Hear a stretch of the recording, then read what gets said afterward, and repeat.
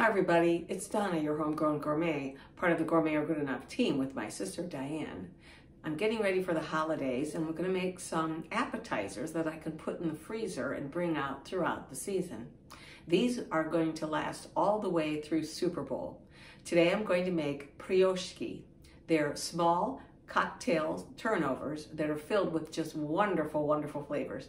Today I'm going to do a mushroom onion mix and then a beef tenderloin and herbed cheese. So let's get started. To start, we take softened butter and cream cheese and we mix it till it's nice and fluffy. Then we add some heavy whipping cream, continue to mix that. We add flour and salt, a little at a time until it's fully incorporated. Don't forget to scrape the sides down. Once it's all mixed in and it forms a dough, then we put it on a floured work surface. Continue to bring it all together.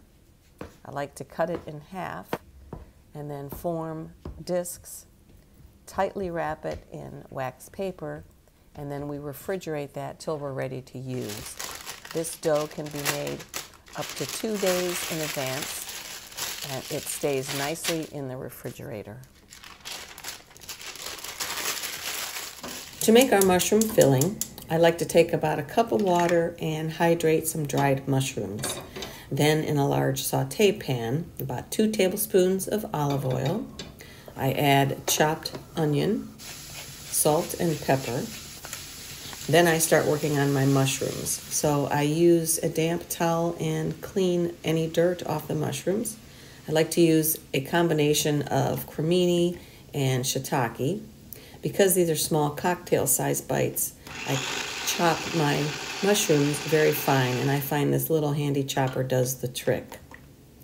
Once the mushrooms are all done, then I add them to my onion mix and re-season again with some salt and pepper, a little more olive oil,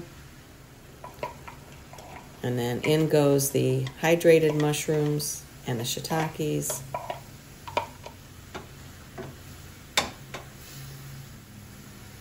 And a generous amount of garlic, minced garlic.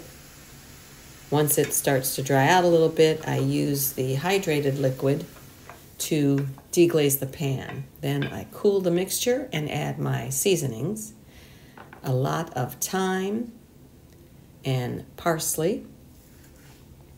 Then I mix in some Italian cheeses and breadcrumbs to bind the mixture. A quick taste for seasonings.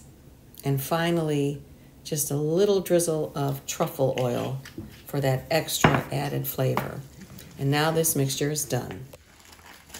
To make our turnovers, I like to take the chilled dough on a floured surface, and we want to roll it out to about 1/8 inch thickness. I use a 3 to 4 inch round cutter. I save the scraps because it's a very forgiving dough and we can refrigerate that and reuse it over and over again as we're working with the dough. Then I like to spread a little bit of egg wash on the bottom. It helps it adhere better. A good 1.5 teaspoons of filling in the center. Bring the sides together. And then from the center working outward, you want to press down to adhere the dough.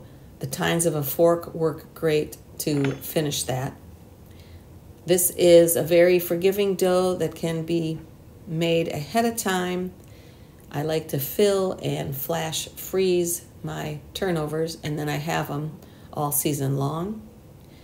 To finish, you just want to brush the tops with some egg wash and then a couple slits in the center for steam.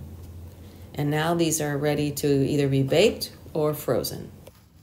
So to make our next filling, I take some nice tenderloin and I've given it a really good mince with salt and pepper.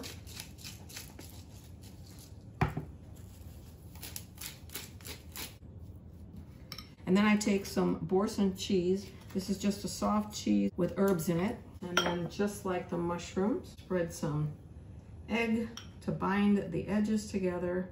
Place a little bit of the seasoned meat right on top. And then a little dollop of the cheese. Okay. And all we do, bring it together.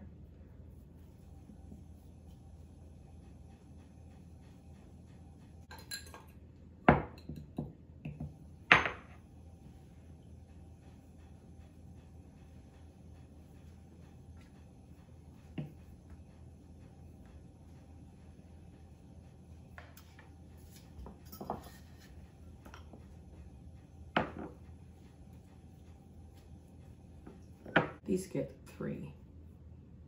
1, 2, 3. That way I know that these are the steak and not the mushroom. My turnovers are done, and I have mushroom, and I know they're mushroom because I have 2 slits in them. I also have my steak and the cheese, and these have 3 slits. So let's put those out. Look how beautiful. If I have mushroom on one platter, I like to identify it. And the way I do that is with this beautiful mushroom flour. So let me show you how easy that is to do. So I take the mushroom and I like to peel it. We want it completely white as we can get. So it's just a matter of gently peeling. And I like to start from the bottom. It's easier that way. Okay, so now that we have it peeled, I want to make sure it's going to sit nice and flat. Okay, perfect. Then you take your paring knife and you start in the middle and you make a little indentation. And then you just keep moving around, little indentation. I'm going to show you how easy this is. And just press ever so slightly all around.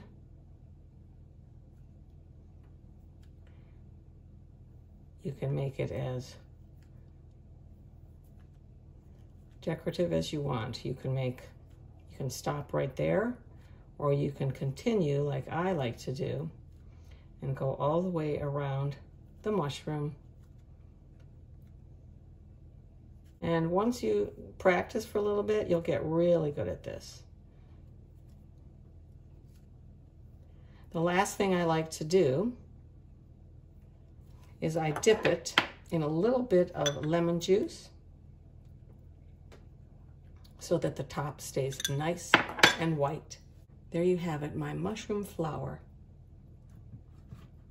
How pretty that is. Don't forget, give us a like, follow, and subscribe. Ciao.